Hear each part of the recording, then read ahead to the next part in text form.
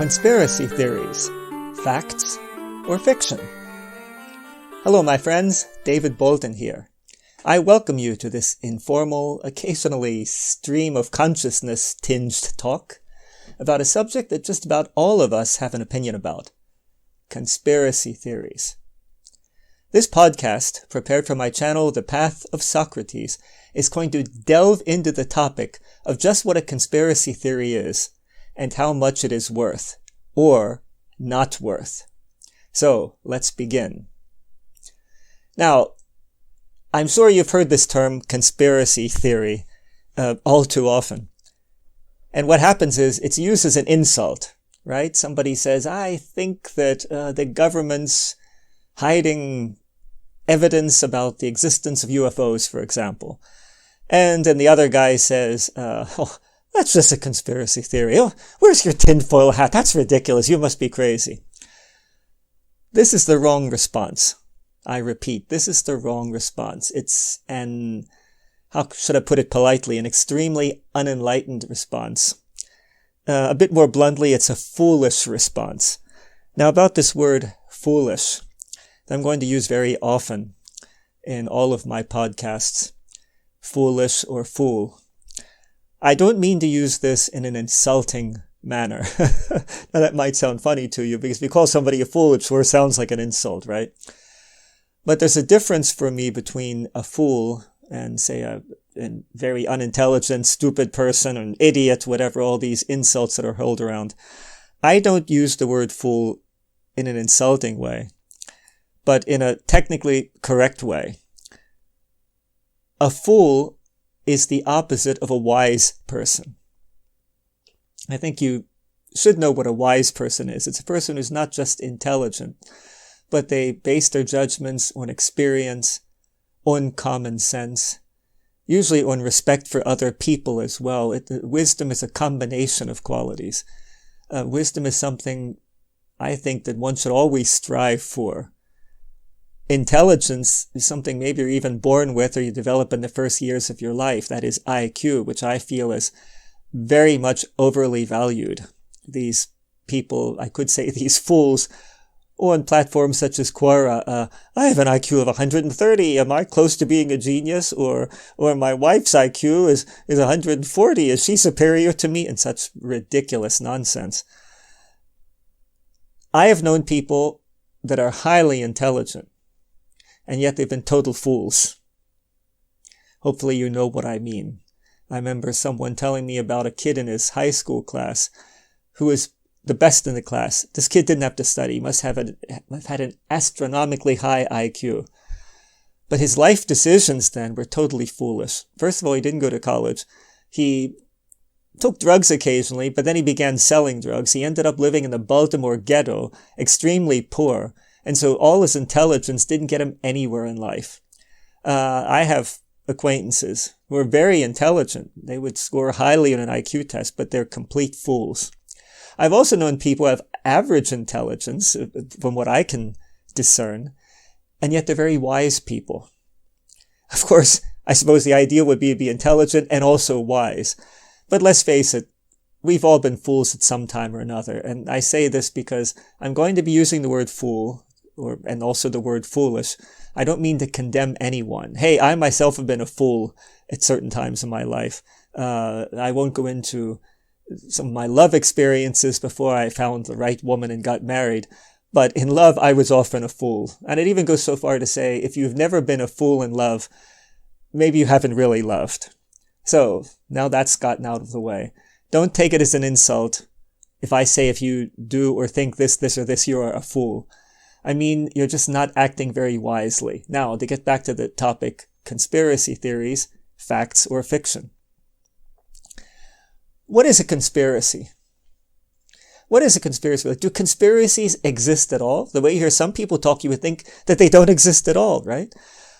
I can guarantee you that conspiracies do exist. Read your history, for example. 1944, there was a conspiracy to murder Hitler. And yes, it was a conspiracy. It was not just one person. It was a number of people. It was quite a few people, as a matter of fact, high-ranking German officers who saw the direction Hitler was taking them, was leading them to total destruction in Germany. And so they determined to do something about it. And that was Graf von Stauffenberg. There's a movie about it. I think Tom Cruise was the main actor. I knew about it before because I lived in Germany for years. They had TV shows on about it back in the 80s when I lived in Germany. And they wanted to blow him up with a bomb. Unfortunately, the plan didn't work and Hitler got revenge and had them all executed. That was one of over 40 conspiracies to kill Hitler. So yes, I can tell you, conspiracies do exist, and not just in Nazi Germany. Conspiracies are all over the place. You know, you can have a conspiracy in your family. For example, I don't know, the mother and the son and daughter really just don't like the father. And so they conspire, they talk about it, well, they're just going to ignore him. Well, that's a little conspiracy. It's not of such great import, and hopefully the bad feelings pass in time. But even that is a conspiracy. If anyone thinks that, especially at the government level, or at the level of big industry, of big pharma, if anyone thinks that conspiracies do not exist, then that person is a fool, let me tell you, because they do exist. Now, on the other hand, there's some people walking around who sniff out a conspiracy when there is none.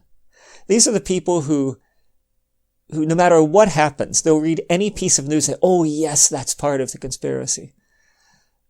And some people go so far as to believe, I knew one gentleman who believed that the CIA had put a satellite up in space, and they did it only to track him and to spy on him. Needless to say, this person, a really good guy in general, but he was having a phase of mental illness, right? So yes, there are people that preach conspiracies, and they are technically insane, I suppose you could say. But there are many, many other people who are not insane and who have studied certain subjects and have come to the conclusion that a conspiracy exists. Now, does it? Well, I can't say, speaking in general. Because get this, I'll reveal something to you here. The title of this podcast, Conspiracy Theories, Facts or Fiction? Well, at this point, I can't answer that question. So it's kind of a trick question. Is a conspiracy theory a fact? Or is it fiction? Well, please understand. It depends on what the conspiracy theory is. To say that any conspiracy theory is ridiculous and it's nonsense, and where is your tinfoil hat? I'm so sick of hearing that from people. Where is your tinfoil hat? Not that they say it to me necessarily, but I hear them insulting others with this. A few unfortunate individuals have said such things to me, and I quickly put them in their place. Because it's total nonsense. By insulting someone and asking, where's your tinfoil hat, when they present a conspiracy theory, is just as ridiculous as a scientist maybe 50 years ago when people started talking about black holes in science, but at a time when there was no proof of black holes. Imagine, and there were some scientists writing articles in learned journals saying, no, there's no such thing as a black hole as we understand it today, right? And guess what? Later, they were proven to exist. Now, every physicist will say, yes, black holes do exist. And the same with any sort of conspiracy theory. There's nothing wrong in having a theory. What is really a theory? Now, I could go into some dictionary online and read you a formal definition, but let's just examine it from a common sense point of view. If someone says, I have a theory, and you say, what is your theory? My theory is 2 + 2 = 4. We probably laugh at that, and rightfully so, because 2 + 2 = 4 is not a theory, it's a fact. In other words, when something is a fact that can be demonstrated again and again, I mean, you can add up 2 + 2 = 4 in any ways you want. You could do it on paper. You could do it drawing dots on paper and adding them up. You can pick up 2 lemons in one hand, 2 lemons in the other hand, and count them. 2 + 2 = 4, right? It's no longer a theory, it's a fact. If somebody comes up with some kind of theory, say a conspiracy theory, before they even go into it, you might, or after they explain it superficially to you, you might want to ask the following question. Ask them, on a percentage basis, how much do you believe in this theory? And if that person says 100%, they're not thinking clearly. As you may know, the goal of my YouTube channel, Path of Socrates, and I'm going to put this channel in other platforms as well, just in case YouTube censors me at some point, because I've heard that happens very often these days. They wouldn't censor this thing about this talk about conspiracy theories. I'm not going to get into any touchy subjects, shall we say. I won't get into COVID. I won't get into the 2020 election. Won't get into any of these things for which certain opinions can get one banned.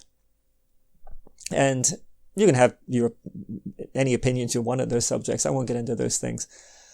But with conspiracy theory, someone says, yes, I have a conspiracy theory, and I'm 100% convinced. That shows this person might well be a fool. Because if they're 100% convinced, and they 100% have evidence for their theory, then they should consider it a fact. Then they shouldn't say, I have this theory. They should say, I know this to be true. Right? 2 + 2 = 4. Well, I believe that 100%, but I don't label that a conspiracy theory. That's simply a fact. Therefore, as I'm going to mention a little later, the idea of probability and approximate probability is a very important concept here. What do I mean? Well, if I say to you, let's make it a bit humorous. You're a normal guy and you've noticed your wife has been reacting strangely. All of a sudden, she goes to the hair salon a lot more and she's bought some new clothes and she seems much happier. And sometimes you come home from work and she's out, supposedly to visit some friend of hers that you didn't even know existed, etc., etc. And you might develop some kind of conspiracy theory. And your conspiracy theory is, my wife's cheating on me. Hope you've never been in that situation. I never have. My wife never has either. But you've seen it on TV at least, and maybe experienced such things. Now, can you say you know for sure she's cheating on you? Well, no, who knows? Maybe your marriage hasn't been the best, and maybe she asked a friend who happens to be a marriage counselor, and that friend told her, well, if you get new clothes, you go to the hair salon, you make yourself sexier, and you're not there all the time at home when your husband comes home, so he appreciates you more, maybe then put your marriage on the right path. In other words, maybe she's not cheating on you at all. Maybe she's working just to get your marriage back in order. But then other signs come up. Occasionally, I don't know, somebody calls up some man and asks for your wife, and you ask who he is, and says, oh, it doesn't matter, I'll come back later. Other strange things happen. And then you're collecting evidence, that is circumstantial evidence, not direct evidence, but little clues, bits and pieces you're putting together. And if after you've put together, say, 10 or 15 of these bits or pieces, if you still think, oh, no, my wife would never cheat on me, perhaps you're the fool, right? In other words, a conspiracy theory is only as strong as the evidence behind it. I repeat, a conspiracy theory is only as right, or is only as wrong, as the evidence which underlies it. Now, evidence can be basically of two forms. And if you've watched any courtroom dramas, you know this well. It can be direct evidence. For example, John is accused of murdering somebody, shooting him. And there are 3 witnesses that saw it happen, and they're credible witnesses. Also, gunpowder residue was on this guy's hand when the police showed up just a minute later. They happened to be driving by. And they got the gun out of his hand. His fingerprints are all over the gun. And the bullet in the body comes from that gun. Well, you know, what do you need? John's going to be condemned. This is all direct evidence, right? But there's also such a thing as circumstantial evidence. Now, this is important for the idea of conspiracy theories. There are very few conspiracy theorists that can say they have direct evidence. Once again, there are very few conspiracy theorists that can say they have direct evidence. Say the subject is UFOs. Okay, there might be some who actually witnessed a UFO sighting and landing. I mean, they saw the little gray stepping right out of that round saucer that landed, 50 meters from the observer, the conspiracy theorist. And then the grays waved to them, got back on the craft and flew off, right? Well, for that person, if you experienced that, I think you would consider that direct evidence because you saw it yourself. Now, if you have a history of mental illness, you might want to think twice. Think, well, maybe my mind was playing tricks on me. If you take drugs, especially illegal recreational drugs, you might want to think, well, maybe my mind was playing a trick on me. But if you have no history of mental illness, and if you don't take drugs, and if you've never had any strange psychotic episodes, and you see an alien landing 50 yards in front of you and then taking off, you'll probably believe that it happened, right? For you, that's direct evidence. But good luck trying to convince others, because for them, that's not direct evidence. For all they know, you might be telling them that to play a joke on them. You might be insane. Maybe you're just temporarily insane. Maybe you had some kind of psychotic episode due to something that you ingested, etc., etc. So you hear people talking about, the alien conspiracy theories. And I know people that get into that deeply, and they have some extremely good circumstantial evidence. But I've met very few who have witnessed such things themselves, and also witnesses maybe with a bunch of other witnesses that also testify. But let me tell you, sometimes to reach a judgment, we're not talking about a court of law here, in everyday life, sometimes we don't need the direct proof. We don't need the very direct evidence. Once again, you suspect your wife is cheating on you. And once again, she's been going to the hair salon much more often, dressing up. She seems to have reached a level of happiness that she never seemed to have ever since you first met her.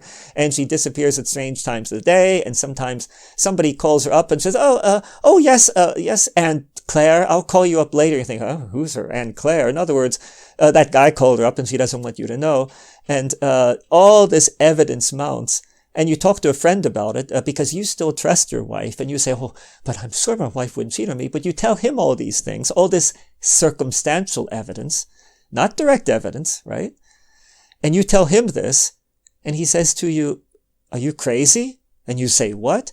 And he says, hey, look at the handwriting on the wall. Your wife is cheating on you, right? All this circumstantial evidence, and it's so much that any reasonable person would conclude, hey, she is cheating on me, right? And yet, note, you have no direct evidence whatsoever. Now, if you then hire a detective, and the detective then hangs out and he follows your wife and he sees her and photographs her going into a hotel, or standing outside of a motel and waiting until this other guy shows up and they give each other a passionate kiss before disappearing into the hotel room, this is direct evidence. At the latest, I hope you will believe she's cheating on you then, right? Because that's direct evidence. But the circumstantial evidence, any one piece of that alone really probably isn't too convincing. The idea that she goes to the hairdressers more often, well, that you might not suspect anything, or that she dresses up in a prettier way, you might not suspect anything, or that some strange phone calls arrive. Well, that alone, well, maybe it was just the wrong number, whatever, right? But all these things together point to what is most probably the fact that your wife is cheating on you. I hope I haven't made any people feel bad. Some of you guys out there whose wife might have just bought a new dress and you're thinking, uh-oh, I remember what David said in that podcast, my wife is cheating on me. No, before you believe such a thing, assuming you have a good marriage, you trust your wife, you better have a whole lot of circumstantial evidence. And then, you know what, just talk to her about it. And depending on how she reacts, that could give you even more circumstantial evidence. If she reacts in a totally believable way, say, well, no, honey, it wasn't that. It was just that I thought maybe I could get you to be more interested in me. And then she starts to cry a little and, oh, how could you suspect me of this or that? Well, anyway, you know your wife a million times better than I do because I've never met her. So you can judge then if you think she's lying. If on the other hand, she gets all flustered and gets all extremely defensive and seems very angry immediately, and you think, hey, something's fishy here in her reaction. Well, that's more circumstantial evidence. So in other words, it's not unreasonable, and you're not a conspiracy nut if you arrive at the conclusion your wife is cheating on you, if you have all these pieces of evidence that can only be explained in their totality by one explanation, and that explanation is she's cheating on you. Now, let's transpose the same train of thought to other things.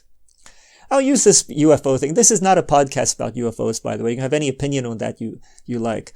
But I've talked to some people highly intelligent people that I would have to say were acting quite foolishly in the reactions when I tell them about all the evidence there is for the existence of UFOs. Let me define UFOs here. I don't mean some top secret government projects that we don't know about, but that really are of terrestrial origin. In other words, something looks like a flying saucer, but it's really a government project. That's a UFO in one sense. We don't know what it is, but it's flying around.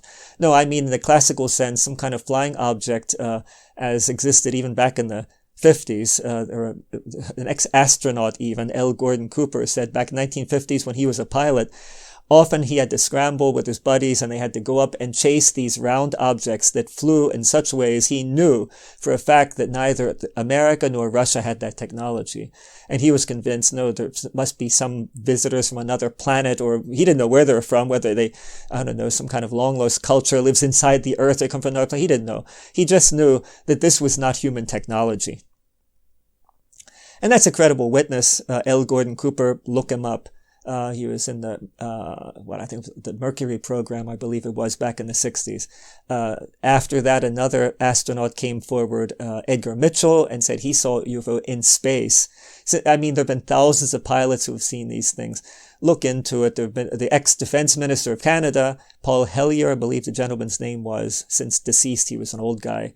He talked about this. He said there was common knowledge, back among the military at that time in Canada. In other countries, experts, ex-politicians have stepped forward.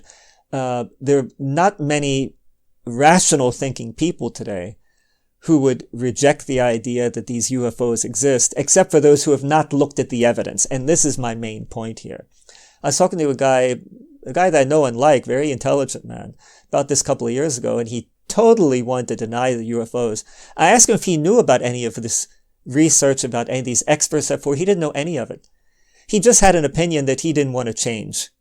And this is one of the great problems of humanity in general. People have opinions that they've totally wed, that they're totally attached to, and that they totally do not want to give up for whatever reason. I'll get into this subject in other podcasts. We'll examine human nature and its debilities, its great weaknesses, as the cause of practically all the world's problems we see today and that have been in existence in all times, namely the human tendency to attach oneself to a belief and to not want to give it up no matter what the contradicting evidence may be.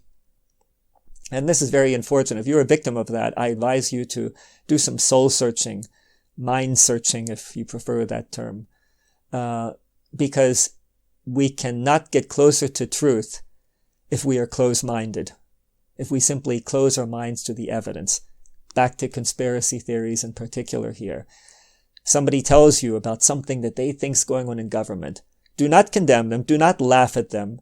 Do not ask where their tinfoil hat is, because you might well be making a fool of yourself. Now, it's possible that that person telling about the conspiracy theory is in fact half crazy. Hey, maybe they're totally crazy. But you know what? In that case, you should not laugh at them, unless you're one of those cruel, vile creatures who think it's okay to laugh at a sick person.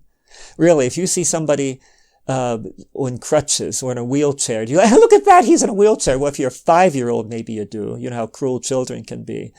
But if you're a decent adult, you won't do such a thing. And if a person's mentally ill, mental illness is a really severe thing. I've fortunately never been afflicted by it. Although sometimes my wife says I'm crazy, but you know how that is. But I've known quite a few people who have been afflicted by it. And it's nothing to laugh about. And guess what?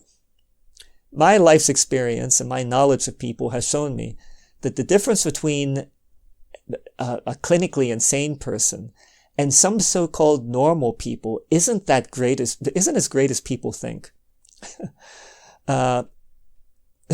My personal conclusion is I think half of humanity is, to a certain extent, insane. But I'll get into that in another podcast. I'll give you my reasons for thinking that. Some of you probably already can suspect what I mean. Somebody tells you about a conspiracy theory and it sounds absolutely crazy, and it may well be crazy. Along the lines of the CIA has launched a satellite in space and they did it just to track me. They're following me every single move. They know what I'm thinking. They've gotten into my mind. You can be pretty sure that's a person who has mental illness. Don't laugh at the person. Don't ask about their tinfoil hat. And guess what? It's good to listen to them. Don't ignore them either and say, oh, well, that's really bad. Well, good luck. Bye, I have to go. No, listen to them, because maybe that person does need help, and maybe you can help them, if only a little bit, help them to see things more clearly. I've tried it before, and I've succeeded before in some cases to help these people calm down a bit and to start putting them on the path to betterment. And maybe that's a good idea you think about. If somebody comes at you with a really crazy sounding conspiracy theory, don't laugh at them, listen to them, but ask them, say, okay, first of all, tell me about it. Second of all, say, what evidence do you have? Do you have direct evidence? Do you have indirect evidence? Then say, to what extent do you believe in this theory of yours? If they say 100%, remind them, wait, if it's 100%, then you totally believe it. Then for you, that's a fact, right? And they'll say yes. And then say, okay, prove it to me. 2 + 2 is 4. That's a fact. You can prove that to me, right? Prove this to me. They say, well, because I can feel that satellite. I say, well, just because you can feel it doesn't mean that it's there. Prove it to me. Do you have photos of this special satellite? Do you have any kind of evidence whatsoever that could convince a court of law, for example? And they won't, of course. And you can quickly get to the point where you can see the person's mentally ill. I mean, don't badger them with it. Don't try to then insult them, or don't harass them with it, but suggest that they maybe talk to some kind of expert, or maybe in longer conversations you can get them to begin to see reason. But now, of course, we have another group of people. They talk about some conspiracy theories, and the conspiracy theory is not totally insane. They don't think the CIA launched a satellite just to spy on them. But they might think, I don't know, would be a good example, that in fact, not only are there UFOs, but that the government knows about UFOs, and the government is conspiring with the aliens to dominate mankind, for example. Okay, let's examine this. The existence of UFOs. Most people today believe it, and the overwhelming majority of people who have looked into this and studied the evidence, either direct or circumstantial, believe it. So let's assume for now that UFOs do exist. But there's a big step from the existence of UFOs, that is, for example, extraterrestrials who visit the Earth, to put it in a very simple form. There's a big distance between that and believing that these creatures from outer space have contact with our government. Well, that could be. Personally, I think that's probable. But then there's a big distance between that and the idea that they're conspiring with the government to dominate mankind. Boy, you need a lot of evidence for that. I don't know many people who think such things. And indeed, for example, maybe some people take it further, say if it's a Democrat, say this, yes, they're conspiring with those evil Republicans to dominate mankind, the aliens, the little grays and those evil Republicans. If you're Republican, you might say, yes, the little grays and those evil Democrats, or those evil libertarians with Ron Paul at their head. Yes, they're conspiring with the little grays. Well, wow. You look at all the elements in such a theory, and I defy anyone to prove that, or to give any kind of evidence, even circumstantial, that would point in that direction. In other words, here you might be dealing with somebody who might not be totally insane, but there's another group of people. I don't mean insane people now. I mean people who revel in having conspiracy theories, and you've all met maybe some of those. This is the counterpart, the other side of the coin of the coin which also contains the person who negates any kind of conspiracy theory. Both of these groups I would consider fools. That is, the person who finds a conspiracy theory all over the place, maybe nothing personal, maybe not the CIA spying on them. In other words, maybe they're not insane. They just like to think that they know more than other people, that they have these secrets that other people don't possess. My God, internet is full of such people, isn't it? Hey, you can accuse me of being such a person, putting up the present podcast and others I might have done before, will do in the future. Let me just tell you here, and I mean this honestly, the only reason why I'm starting to do this podcast, it's not because I have this absolute necessity of contacting mankind to talk to them. Look, I'm 65 years old. If I had had such a nature, I've been doing these things many years ago. I'm doing this because I've recognized some things in life. And thanks to, people educating me, learning by examples that other people are giving me, reading many books by people that were kind enough to write those books, and books from which I've learned. Also, I've acquired not just further knowledge, but maybe even a degree of wisdom by countless hours of real and deep thought about many issues, about myself, about mankind and its weaknesses and its strengths, my own weaknesses and strengths. And I feel, call me an idealist if you will, maybe I am one, probably am. I think that if someone has accumulated knowledge and experience, it won't be just because of his or her own efforts. It'll be thanks to the other people you've known in life, people that have taught you lessons, some lessons that you willingly and gladly accepted, others that you might have fought against, but in time you realized that that person might have said some harsh things to you, was really right on the mark. You've learned a lot from the things you've read, from the things you've heard, from the things you've seen, from the things you've intuited, and I believe you owe a debt to others, just as others have helped you on your path towards recognizing more. I think we should help others. And I don't just mean intellectuals or people who read a lot or whatever. Let me tell you, if I had chosen another path in life, say a path of being a carpenter, for example, or an instrument maker, better, because I'm a harpsichordist. I love old music, especially Baroque music, and I don't have a harpsichord now. Ever since I moved to Japan, I had to sell it. I still dream about it though, the one I had to leave behind in Europe when I left. But if I were an instrument maker and only concentrated on that, even if I sold a good number of instruments and were living quite comfortably, I'd still want to pass on my trade to an apprentice. I think, wow, all these great things I learned about how to make an instrument, which I didn't learn because I was not an instrument maker, I was a performer. But if I'd learned all those things, all these little tricks and methods to make a better harpsichord, would have learned from my master or from books or from whatever sources, and above all from experience, maybe some novelties that I incorporated into my instruments, I'd want to pass that on to others, and I think everybody should do that.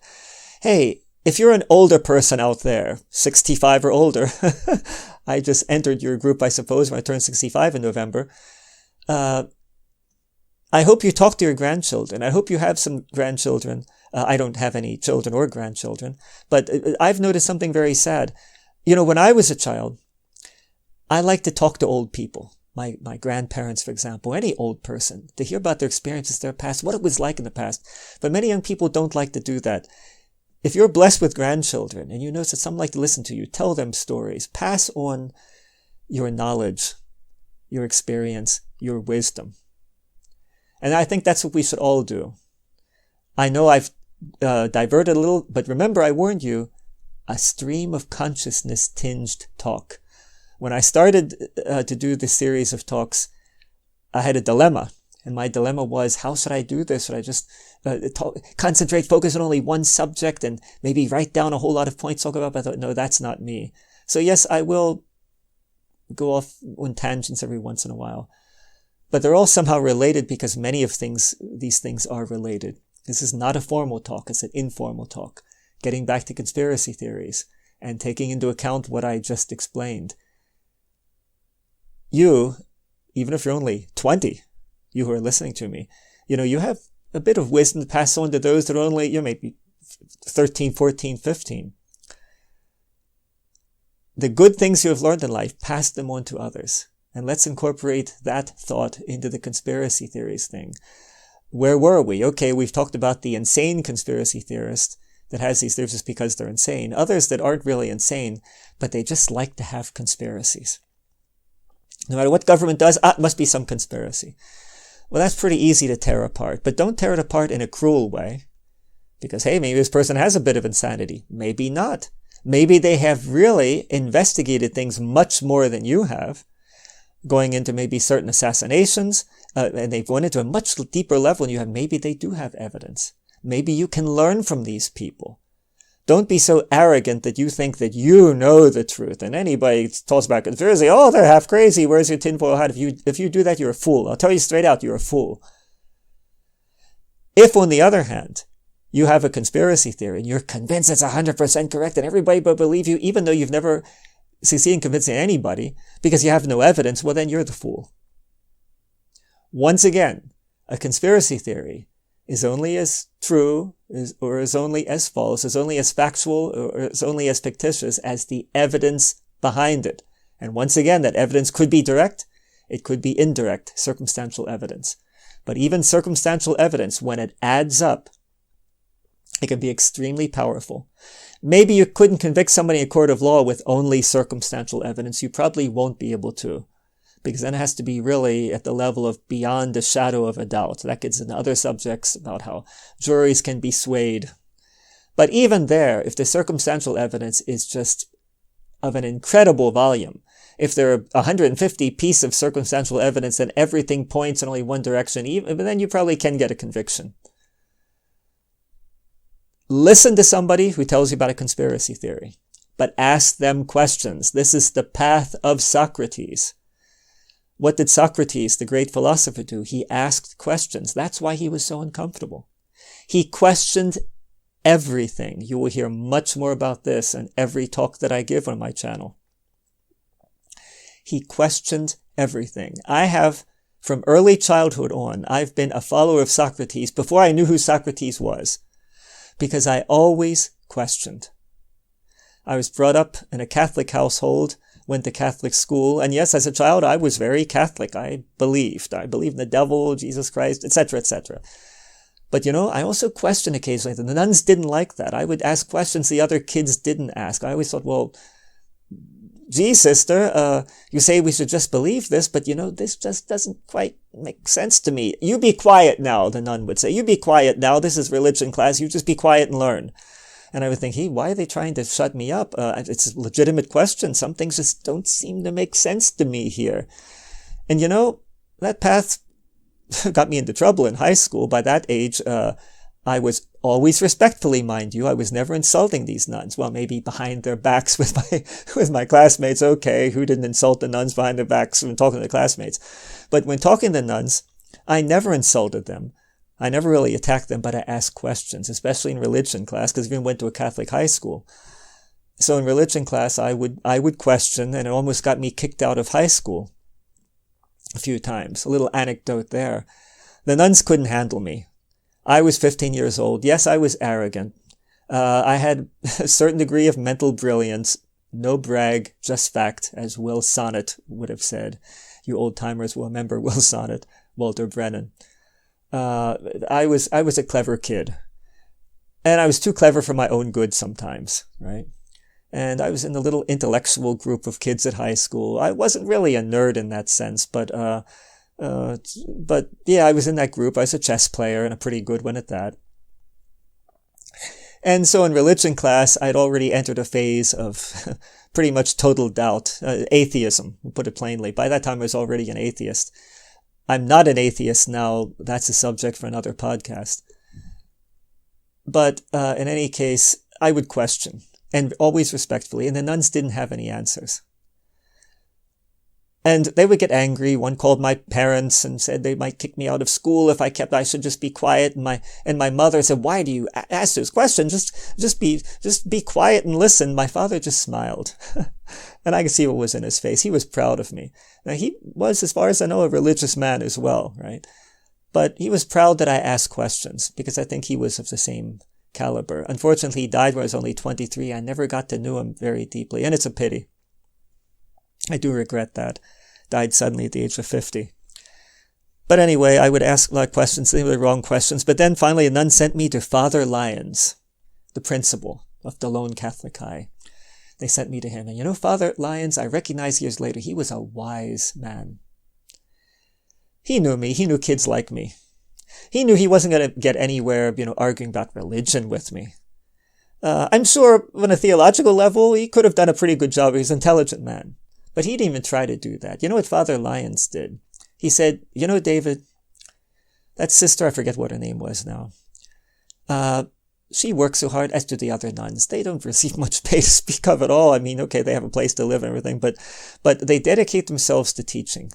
And they have to put up with kids that then create problems for them. And you give them really a hard time. I know you're intelligent. You're giving them a hard time. Can't you let up on her a little? Can't you be, just a little nicer, just be quiet and listen? And you know what I said? I was touched. I said, Father, you're right. I'm not going to say anything. You notice how wise this man was? He didn't enter an argument with me. He played on my emotions, and it worked. It worked. He was a wise man. And so I went back to class. I didn't say as much. Of course, after a few weeks, I started asking questions again, got in a little trouble again. But you see my point. Argumentation is not always the best approach. It really isn't. Back to conspiracy theorists. You have a friend who comes up with some conspiracy theory, and you can tell the guy's not crazy, but you think his conspiracy theory is ridiculous. Don't insult him. Don't get into arguments. Just put the thing on a different level. Ask for his evidence. Say, well, that's interesting. Tell me about it. Why do you believe this? Where is your evidence? Do you have any direct evidence? He probably won't. Maybe he does, but probably he won't. And it might even be not be necessary to have direct evidence, because it might have a whole lot of indirect evidence. Listen to that evidence. I'm going to give you a very good example of this. And now we will get a little into politics. John McCain and John McCain's death. Now, from the beginning, I can tell you, I'm not going to say I believe this or I don't believe this. I believe this 100%, don't believe this. This is one of the problems of humanity. So when people think, oh, I believe that, or no, I don't believe that at all. Both attitudes have something of foolishness in them, I believe. I always say, I think this is 50% probable, or 10% probable, or 90% probable. I will practically never say, I believe this is 100% probable, because that would mean that I believe it's a fact, and if it's a fact, I should be able to demonstrate it to anybody. I will also practically never say, that is impossible, unless it is impossible. Let's get into this for a minute. People talk about UFOs, and disbelievers, oh, that's impossible. What the devil do you know, you negator, you who say that's impossible, what do you know about what is possible or impossible in the universe? Who do you think you are? Really? Does any serious scientist pretend to know what is impossible or possible in the universe? Oh, certain things. Maybe. For example, no object, nothing with mass can travel faster than the speed of light. But guess what? I read recently, opinion of some physicists says, it may just theoretically be possible that some things with matter could travel at speeds in excess of speed of light. I can't explain it further. I just read it in passing. Maybe it's not true. I don't know.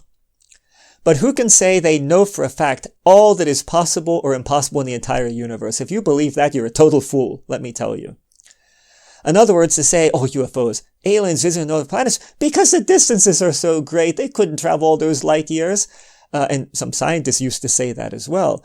Of course, if wormholes are a fact, and if it's possible because of the curvature of space-time to somehow get over that obstacle and to travel huge distances in much, much less time, well, then it is possible for aliens to come.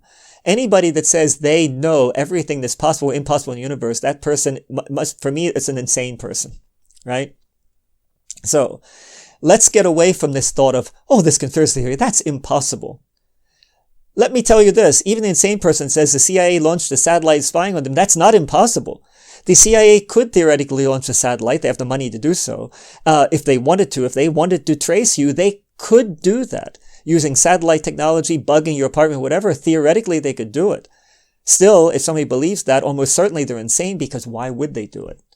Now, if the person saying that happens to be, I don't know, Donald J. Trump, well, maybe he has a point because, to spy on, a president, Biden, Trump, Obama, throw in any name you want. Yeah, if the CIA wants to track them, well, maybe they would do that. Or if it's some kind of, I don't know, extremely influential person, Vladimir Putin, well, maybe they would launch a satellite just to spy on Vladimir Putin and some of his cronies. And they would certainly try to bug his place, right? If he says, David, if I'm talking to my friend Vlad, no, I've never met Putin, never had the privilege. If he said, I think the CIA is spying on me. Imagine that, you meet Putin. And through a translator, I think maybe he speaks some English, I know he speaks German, and he says to you, my friend, I think CIA is spying on me. You're going to say, oh, Vladimir, you're crazy. You're not going to say that. You're going to say, well, yes, I'm pretty sure they are, right? So it depends on who says such a thing, too. In other words, what I'm telling you is in this subject, as in all others, open your mind. Listen to people. Show people common respect. And I don't care who it is. As I pointed out, even if it's an insane person, listen to that person. Maybe you can help them. And if the person's not insane, but just but they have an exaggerated stance as far as conspiracy theories go, listen to them, but follow the path of Socrates. Ask them questions. Ask them questions. Ask them for the evidence. Circling around, as that press secretary of Biden likes to say, well, I'm guilty of it too, apparently. Circling around here, coming back to John McCain, let me tell you a little conspiracy theory that's out there. The conspiracy theory is that John McCain was recognized to be a traitor. And he didn't really die of his brain tumor. He died because he was executed. He was given a secret trial by military tribunal, and he was executed 2 years ago. About 2 years ago. I forget exactly what the date was. Now you might say, oh, that's a total conspiracy theory. Years ago, I really liked John McCain. I thought, well, he's willing to talk to the other side, to the Democrats, and he seemed very reasonable. In the year 2000, I would have preferred him as the candidate instead of George W. Bush, right? Later, I wasn't such a fan of his because he seemed to be quite the war hawk, and America's gotten into far too many wars, so I changed my opinion about him. But to say he's a traitor? Okay, well, let me tell you bits and pieces I've put together in the last few days. I'm not saying this because I'm one of those crazy conspiracy theorists, but because I question. I follow the path of Socrates. Okay, I read, and I had read this years ago, that there are groups of veterans that have said for decades that McCain was not the war hero, that when he was a prisoner in Hanoi, he was called the songbird by the North Vietnamese. He would sing, he would tell them anything they wanted to know. And he was always better fed and better clothed and cleaner than the other prisoners. There are people that were in the Hanoi Hilton, people who managed to get out of there alive and have said for years McCain was really a traitor. They've been saying this for decades. Okay. Do I know that for a fact? No, of course I don't. Is that direct evidence? For me, it's not. I just read about what these vets said, right? Circumstantial evidence? Well, yes, if these vets did say that, I think we consider that circumstantial evidence at the very least. A court of law, if those vets appear there, might consider it direct evidence. But there's more. Some people were saying, hey, the flag on McCain's coffin was exceedingly wrinkled, and that's a sign of the traitor. When somebody is, for example, executed, you don't want the public to know, and maybe it was a congressman or in the military, you put the flag on the coffin, but you put a wrinkled flag there. Well, I looked at picture flag, and the truth is the flag did seem more wrinkled than normal. Whether that's really the way they do it, I'm not sure, but it's a little interesting fact. And then we have something else. Remember when Donald Trump insulted McCain terribly, saying, oh, a hero for me isn't somebody who's in captivity. I thought that was extremely boorish. Of course, not the only boorish thing Trump ever said, let's face it. I don't care whether you were for Trump or against him. The man could say some pretty strong things. He just, let it all out. And I thought, that's a terrible thing to say about John McCain. But then there's more. Then, for example, I saw the daughter of McCain on some little excerpt. It's on YouTube. You can look it up. I think her name is Meghan McCain or whatever. And she's talking about, I forget what the context was, talking about mentioning a list of politicians. And she mentions this person, that person, and she said, and my father, they can't kill him again. What? They can't kill him again? What does she mean by that? My father, they can't kill him again. But wait, there's more. I also discovered a few days ago John Kasich, governor of Ohio. He was a candidate in the Republican primaries a few years ago, right? Serious man, always seemed to me. He was talking, I think this was on CNN. Yes, it was on CNN. Chris Cuomo was talking to him. And he said, look, it's only 24 hours. It was a day after McCain died, right? It's on YouTube as well. You can look it up. I saw 2 different films of this, right? 2 different videos. He said, look, it's only 24 hours after McCain was put to death. Yes, you heard that right. He said, after McCain was put to death. Now, let me ask you, have you ever made a mistake like that? I can tell you, my mother, God rest her soul, best mother in the world as far as I'm concerned. She died in 2013. I might also say she passed away in 2013. I might also say she went to meet her maker in 2013. I might also say she, went on to a better world in 2013. But I would never say my mother was put to death in 2013. Would you? Would you ever make that kind of mistake? I know I wouldn't. I've never heard anybody make that mistake before. Could it be that John Kasich knows something the public doesn't? Could it be that this is why McCain's daughters said that of my father, they can't kill him again? Could it be why this flag maybe really was exceedingly wrinkled on McCain's coffin? Could it be that this is why Trump and McCain really hated each other? Could it be, for example, that Trump knew that McCain was a traitor and McCain knew that Trump knew that, and that's why McCain was totally against Trump and that's why Trump hated McCain? Could it be? I can't tell you 100%. I can practically never tell you 100%. I'm a follower of Socrates, remember? I know that ultimately I know nothing in one sense. Socrates was exaggerating there. I'm sure he believed he knew some things, but I'm sure he would agree he didn't know anything 100%. It's almost impossible to know something 100% unless it's mathematics or something like that. 2 + 2 = 4, right? I can't tell you that McCain was a traitor, but I can tell you just these past few days, out of curiosity, I was looking into these things. Oh, one more thing, very interesting. You know, you've heard about Q, whether it's a secret military group, whatever. I don't know what Q is really. Does anybody? But supposedly, Q put out one of those so-called drops 30 days before McCain's death, supposedly of a brain tumor.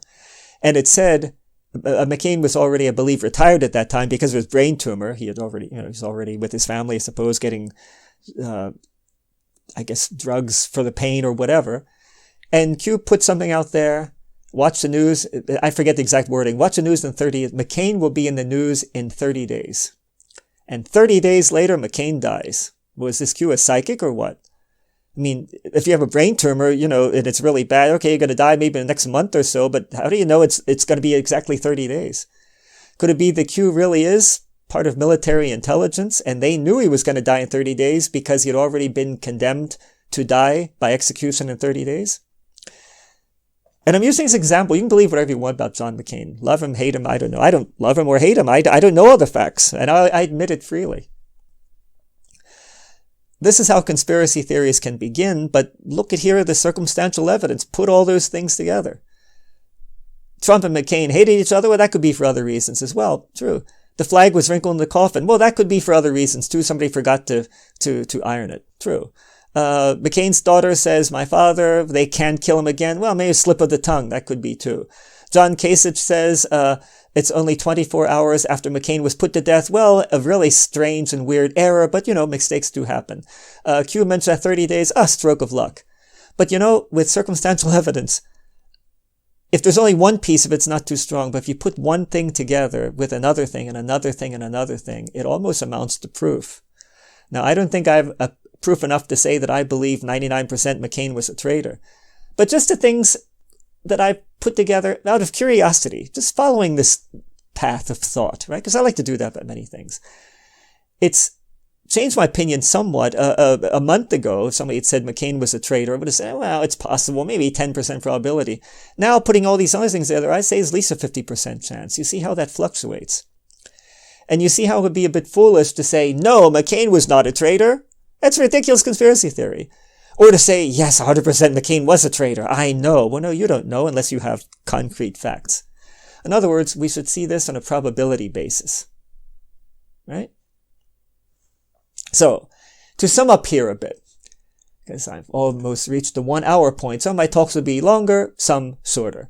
But just to go over some things that you should keep in mind where talk of conspiracy theory is concerned. First of all, do not laugh at anybody that comes to you with conspiracy theory. Because if it sounds really crazy, maybe the person's sane, and it's not polite, and it's not very humane to laugh at ill people. And if you think it is, you're rather despicable. Sorry, I have to say it. You're rather despicable, and you're also a fool. Because let me tell you, good example with conspiracy theories here. This is a really good example. During World War II, I believe it was 1944. President Roosevelt and his staff, they receive information given to them by a man, I believe he's a Polish man. This Polish man had been in a place called Auschwitz, and he had managed to escape. Not many escaped from that hellhole, from the concentration camp, the death camp Auschwitz, but he did. And he wanted the world to know what was going on there, that they were exterminating people by the thousands, ultimately by the millions. But who was he going to go to? This was some poor guy just managed to get out of a concentration camp. Half starved, no doubt, almost dead, but he did survive. Well, through intermediaries, he talked to some people, they talked to other people, and finally, this report landed on the desk of Franklin Delano Roosevelt, President of the United States. Now, you would think, oh, it might have been, I'm not sure what year it was. It might have been 43. I really don't remember. I could look it up, but no, this is an informal talk. I'm not going to put it on pause and start looking up. You can look it up for yourself. So what do you think happened? Do you think Roosevelt thought, oh, the Holocaust isn't just a rumor, it's going on. We should do something. You know, a lot of people in those concentration camps were praying that the Allies would bomb the concentration camp. Now, of course, they knew a lot of them would get killed, but a lot of Nazis would get killed too, and they would even prefer a death like that, just rather than waiting and being worked to death. And they, of course, they hoped then that a lot of them would be able to then be freed. But that day didn't come like that, right? Why? Because Roosevelt and his people, they saw that report, they studied that report, and you know what they said? Among themselves, they said, oh, what? The Germans, well, we know Hitler is bad, he attacked other countries, but that he would have extermination camps and gas chambers? And that there'd be sending trainloads of people practically every day to arrive there and then work them to death and the maybe children at the old week they would kill. No, the Germans can't be that bad. They can't be that bad. But my God, Germany, it's a country of Beethoven and Bach and Johann Wolfgang von Goethe and great intellectuals and philosophers and the Germans, okay, Hitler is bad, but he'll pass. But the German, they couldn't do that. And Hitler couldn't do it alone. He'd have to have thousands of helpers helping him do this. People rounding up these innocents and gassing them to death or just shooting them or working with that. No, the Germans can't be that bad. In other words, their conclusion was, oh, this is some kind of crazy conspiracy theory. But guess what? It did happen. This report that sounded maybe half insane to them, oh, this it can't be. It was true. And because they didn't act, more hundreds of thousands were murdered. You think about that. The next time you laugh at a conspiracy theorist, you think about that. Think about that. Remember that one example. And this is factual. This is history. I didn't make it up. You think about that. And you think about that deeply. In other words, somebody comes at you with some kind of conspiracy theory. I don't know. I could go into certain topics because we're in the age where there are more conspiracy theories than ever. And I won't go into any details here, but let me tell you some of the conspiracy theories that you've no doubt heard, in my estimation, are factual. I won't say 100% because I never say 100%, but I'll say some of them have so much evidence behind, so much circumstantial evidence and a lot of concrete evidence that I would say they're 99% almost certainly true. I won't mention any of them. I will only say for you that like to negate anything that smells of conspiracy theory and laugh at it, you should start listening to people more. In many areas. And whenever somebody comes at you with a theory that's a conspiracy theory, ask for the evidence, any direct evidence they might have. Second of all, circumstantial evidence, and I will call that, we'll combine this with reasoning. As I pointed out before, one piece of circumstantial evidence, your wife goes to the hair salon more often. Was this proof, in quotes, that she's cheating on you? Of course not. It's just one little piece of circumstantial evidence you probably wouldn't even notice. But then she buys new clothes, and then she starts exercising to lose a few pounds. And then she receives these mysterious calls. And then she's sometimes not home when you get there, although she normally always used to be, and et cetera, et cetera, et cetera. Well, the more circumstantial evidence there is, the more everything's pointing in one direction. And this is where reasoning comes in. Being able to judge. The person who says, hey, look, just because my wife goes to the hair salon more, that doesn't mean anything. Of course she's not cheating on me.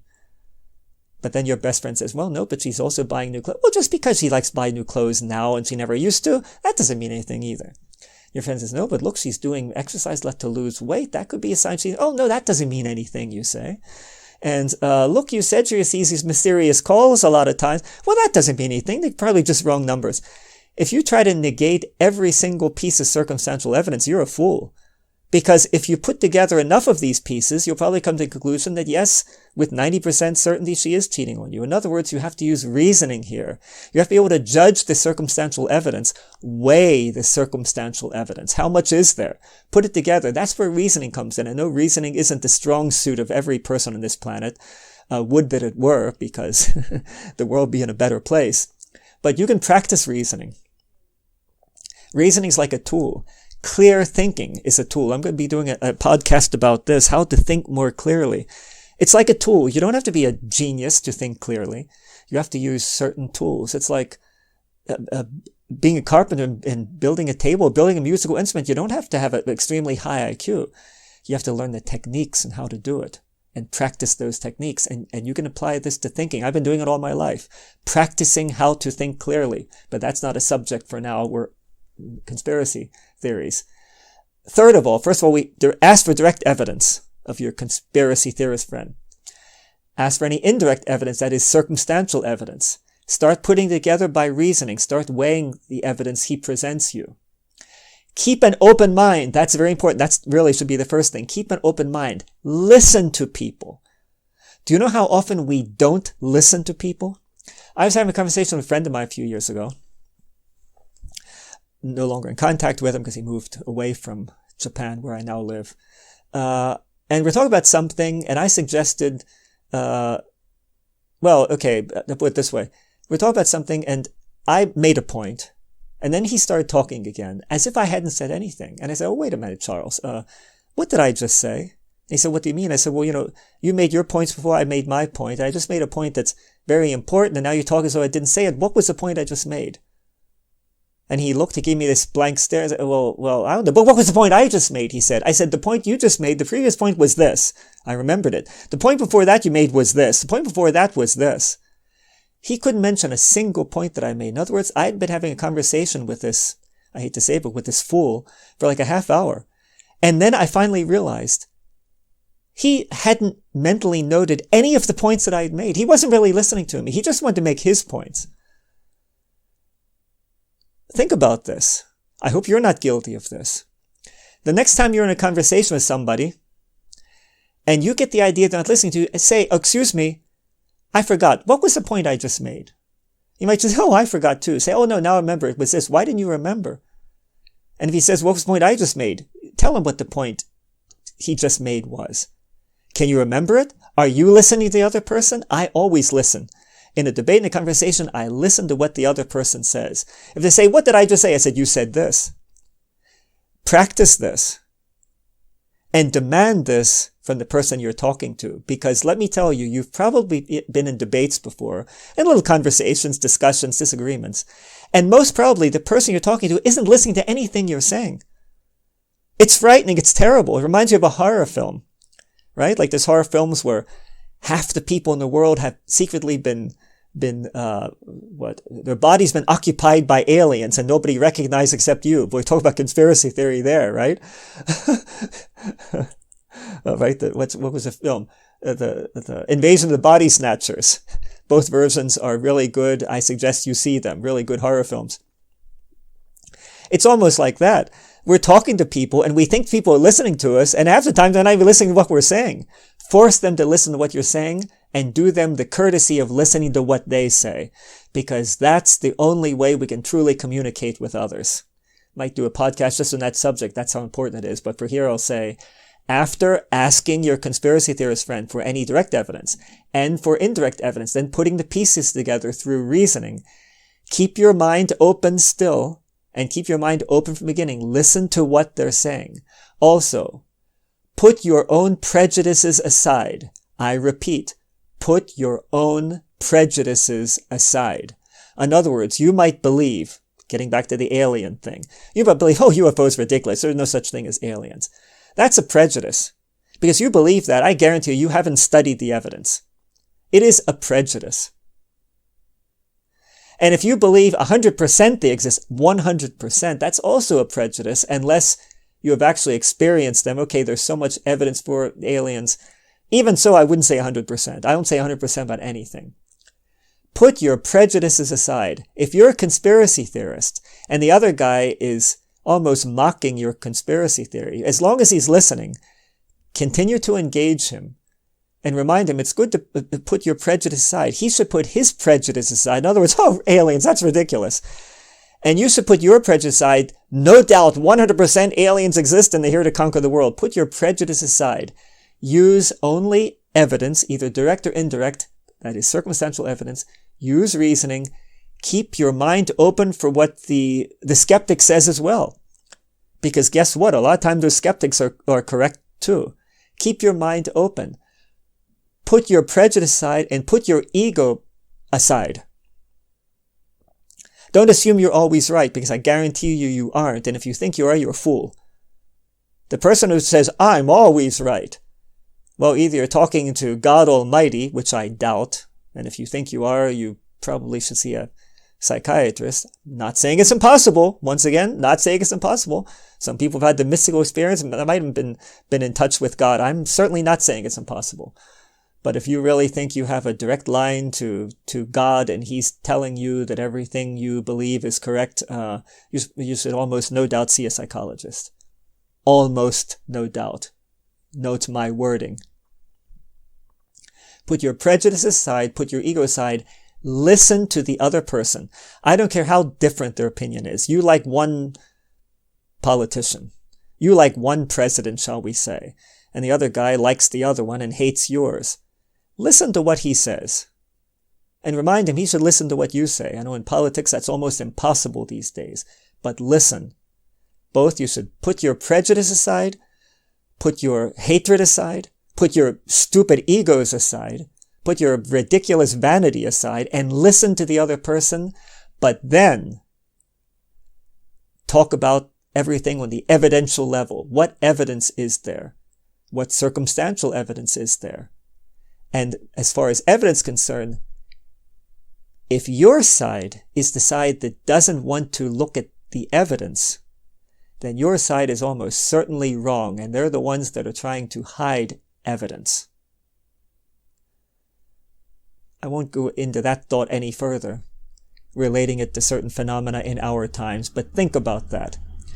If it's your side that doesn't want certain evidence to come out, and they're trying to hide that evidence, there's probably a reason why they're trying to hide it. Probably they're guilty of something, just like in a court of law.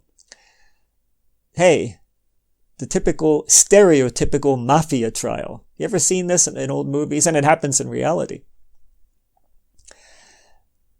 The prosecutor says, the defendant, I accuse him of being part of a criminal organization that is the mafia. And then the defendant's on the stand and they ask him about that. Is it true that you're a member of the mafia? He says, mafia? Oh, that mafia? That's a myth. That doesn't exist. What are you saying? Oh, the mafia, that's conspiracy theory. You know, mafia people, you say, they didn't use the term conspiracy theory, they still have mafia. That's just a myth. Even in Italy, when they were put on trial, whether it's mafia, whether it's La Camorra, that was in Naples, that was kind of a mafia, but from Naples, or what's the third one called? 'Ndrangheta, I believe. Yeah, in southern Italy. 'Ndrangheta. That was the southern Italian version of mafia. Mafia in itself, that was from Sicily, right? So there are three types of mafia, I guess one would say. Three types of criminal organization. But typically they would say, what? That's ridiculous. That doesn't exist. Of course that organization existed. But they said, oh, that's conspiracy theory. That doesn't exist, right? Why did they say that? Because if they admit that it exists and that they're a member, then they're closer to being convicted, right? So the people that are trying to hide any evidence say, oh, that's ridiculous. That doesn't exist. That's just a fantasy.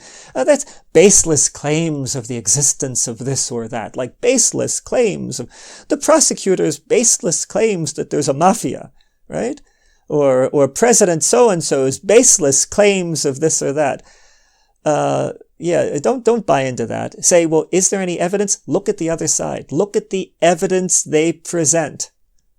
and then use your reasoning to see if there's anything behind that evidence. What's the probability? We'll get into probability in a later podcast. Keep your mind open. Forget your prejudices. Put your vanity aside. Put your ego aside. Look at the evidence and always question. Question those on your side as well. People that agree with you. If you're a UFO fan, people would talk about UFOs. They say, yes, and I know they're UFOs. And hey, guess what? They visited me last night.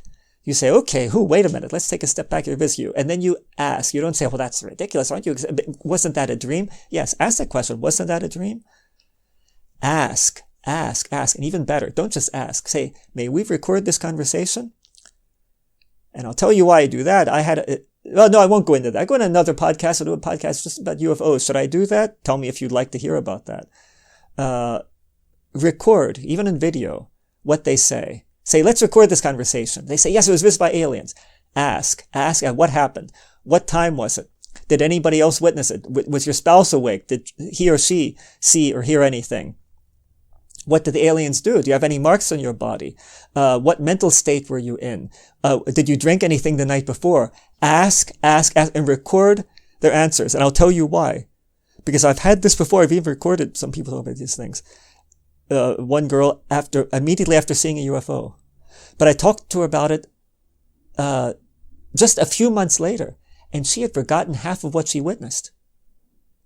She didn't remember. I said, wait a minute, but you said this and I have it on tape here. Oh, yeah, I guess so. People forget. It's amazing. This happens in courts of law too. This is a known phenomenon. What color was the car that the defendant drove away, after he supposedly robbed the bank? What was the car? It was a red car. In other words, it was an orange car. It was a yellow car. People forget things. This is known among people who work in the legal system or work in psychology. So yeah, if somebody comes at you with some kind of conspiracy theory, ask him to record the conversation. Say to him, this is really interesting. Let's record this conversation, and then just ask. Put your prejudice aside. Don't mock them, right? And the same thing, if you're having a conversation with a skeptic, you believe in some kind of conspiracy, you're talking to a skeptic, ask him to record the conversation. And then we say, oh, that's not possible. Then say, okay, for example, aliens visiting, why is this not possible? Oh, because Carl Sagan said this. And you think, oh, but some other scientist says this. How do you know one's right and the other? Are you a scientist? Can you judge this? See what they say. Question the skeptic as well. So I'm going to end this MP3 now. I could go on and on. That's one of my great faults, as you'll discover. I don't know when to shut up. But when you connect one thing to the other, you would almost go on forever, because let me tell you, so many of these areas are connected. Ultimately, everything in life is connected. People like to distinguish. Hey, religion and science. Religion is one thing. Science is totally different. No, let me tell you. If religion is a path towards truth and science is a path towards truth, they might be paths coming from different directions, but ultimately they will lead to truth. And ultimately, religion and science will combine.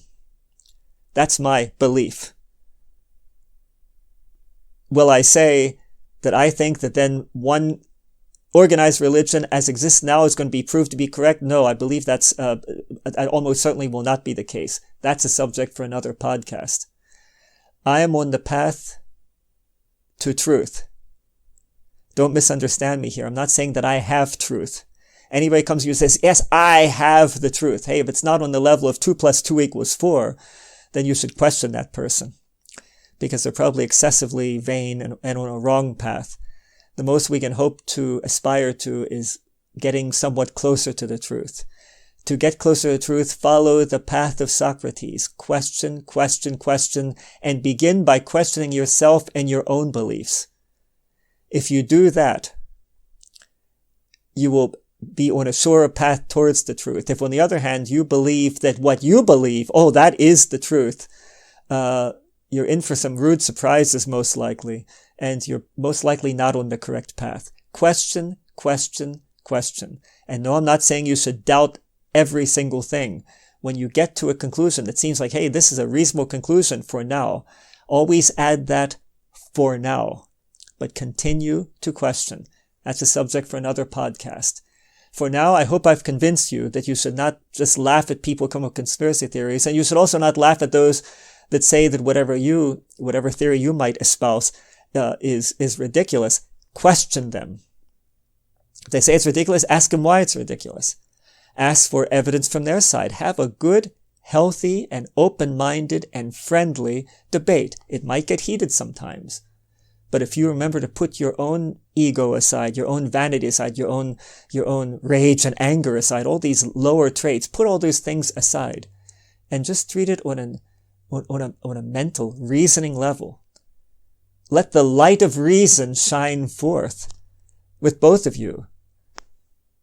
Hold your conversation partner accountable. Do that little test. If you suspect they're not listening to you, say, what was the point I made just before? If they don't know, remind them that it's polite to actually listen. And you do them that courtesy as well. You listen to what they're saying. Remember what their point is. Incorporate it. If it's a valid point, accept it. Say, hey, look, that's a valid point. Maybe I'm wrong about this or that detail. Or maybe my whole theory is wrong. Develop, if you have some kind of a theory, present it. If somebody has really strong evidence that your theory is wrong, hey, laugh it off and say, hey, man, your reasoning is better than mine. I guess my theory doesn't hold water. Or at least say, hey, I thought 90% for sure my theory was correct, but after you point that out, my friend skeptic, maybe now I'm only 10% convinced of my own theory. I'm going to do some more thought and we'll take up this conversation on another occasion. This is open-mindedness. This is respect for the other. This is the courtesy one should show whenever you deal with people. And this is the path toward getting towards the truth by listening sincerely to other opinions.